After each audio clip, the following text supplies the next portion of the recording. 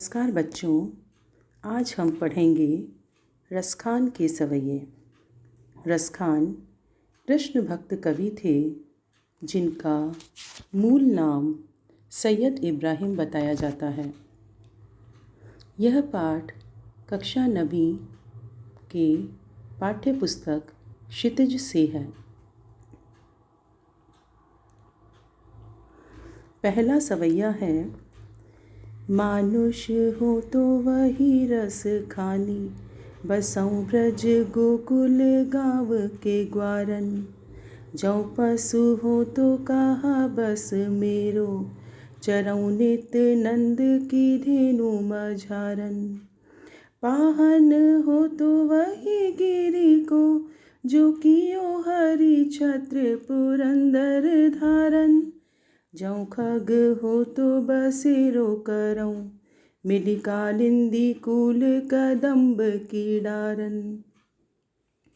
रसखान कवि ब्रजभूमि के प्रति अपना अनुराग प्रकट करते हुए कहते हैं कि यदि मैं अगले जन्म में मनुष्य बनूं तो गोकुल गांव के ग्वालों के बीच रहूं। यदि मैं पशु बन जाऊं तो इसमें मेरा कुछ भी वश नहीं है, तो मैं चाहता हूँ कि गाय बनकर रोज नंद की गायों के बीच ब्रजभूमि पर विचरण करूं।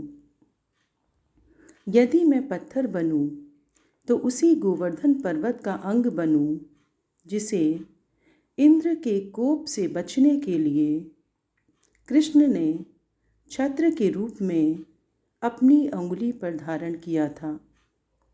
यदि मैं पक्षी बनूं तो यमुना के तट पर कदम्ब की डालों के बीच अपना बसेरा बनाऊं। इस प्रकार मैं ब्रजभूमि से नाता बनाए रखना चाहता हूँ। अगला सवैया कुछ इस प्रकार है, या लकुटी अरु कामरिया पर, राज तिहूँ पुर को तजी डारऊँ। आठहूँ सिद्धि नवौ निधि के सुख, नंद की गाय चराए बिसारऊँ। रस खान कबऊँ इन आखिन सौ, ब्रज के बन बाग तड़ाग निहारऊँ। कोटिक एकल धौत के धाम, करील के कुंजन ऊपर वारऊँ।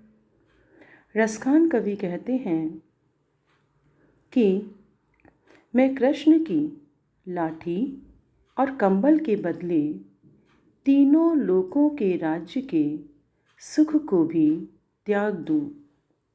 नंद की गायों को चराने के बदले संसार की 8 सिद्धियों और कुबेर की 9 निधियों के सुखों को भी त्याग दूं।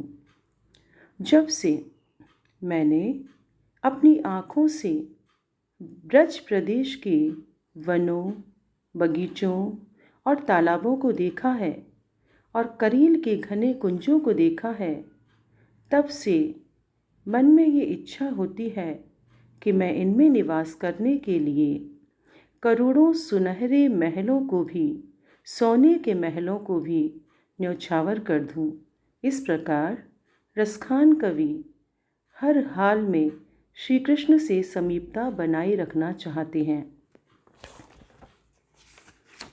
रसखान का अगला सवैया कुछ इस प्रकार है, मोर पखा सिर ऊपर राखी हूँ, गुंज की माल गरे पहिरऊँगी।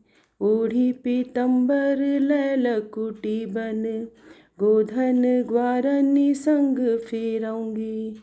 भावत वो ही मेरो रस खानी, सो तेरे कहे सब स्वांग करऊँगी। या मुरली मुरलीधर की, अधरान धरी अधरान धरऊँगी।